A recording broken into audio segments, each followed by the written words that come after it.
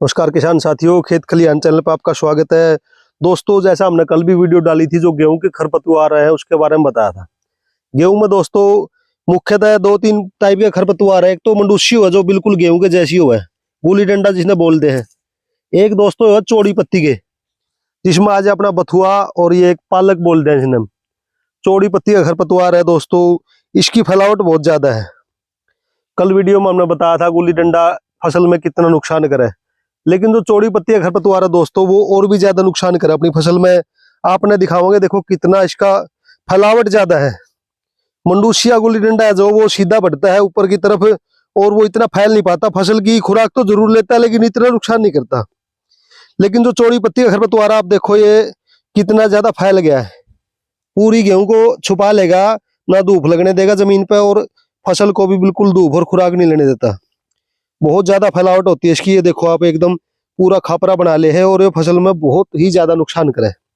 मंडूसी से मान लो 5 गुना ज्यादा नुकसान इसका होगा। ये आप देखो इधर, ये देखो एक ही पौधा है ये खरपतवार का, और देखो 3 खूट जो हमारे गेहूं के है ना वो छुपा लिए। देखो इसने पूरे 4 खूट पे एक पौधा है, इसमें कितना फुटा हुआ है ये देखो, कोई 20 ब्रांच इसके अंदर होगी है।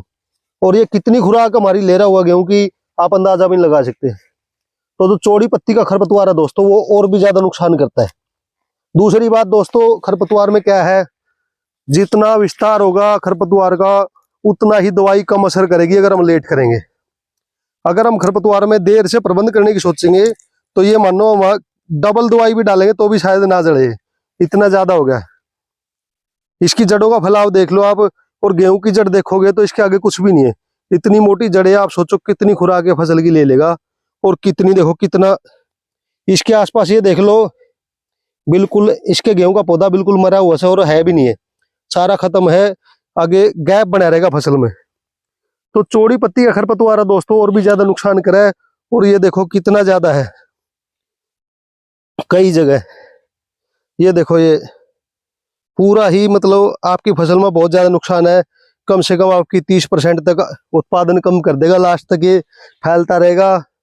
और उससे भी बड़ी खास बात दोस्तों, मान लो इसमें बीज आओगा खरपतवार में, ये 15-20 दिन में 1 महीने में पकाव लेगा तो हमारी जमीन में चला जाओगा बीज, अगली साल फिर वो कई गुना हो गए ना, और ज्यादा नुकसान करता है खरपतवार।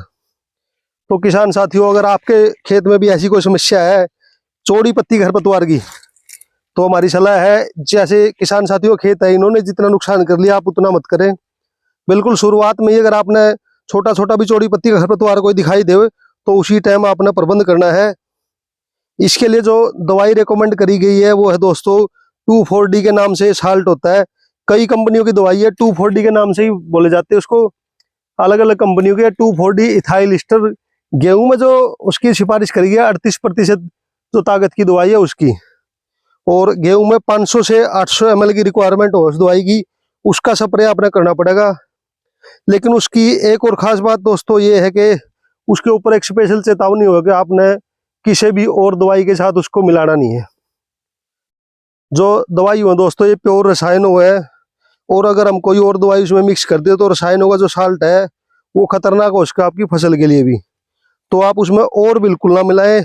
और जिस स्प्रे का जो टैंक है उसको भी अच्छी तरह साफ जरूर करें पहले, कोई और दवाई का आपको फसल पर नुकसान ना हो।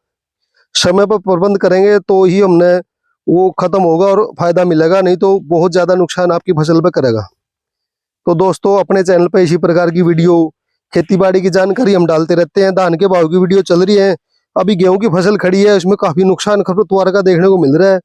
काफी किसान साथियों के फोन आए थे, कमेंट आए थे कि भाई इसके ऊपर वीडियो बनाओ। तो दोस्तों इसलिए हम आपको ये बता रहे हैं, देखो इतना ज्यादा नुकसान आपकी फसल में ना हो तो आप उसका प्रबंध कर लें। 2,4-D जो दवाई है 500 से 800 ml तक दवाई लगेगी, उसका स्प्रे कर ले ताकि आपको फायदा मिले। किसान साथियों, अगली वीडियो में फिर मुलाकात करेंगे भाइयों। जय हिंद दोस्तों।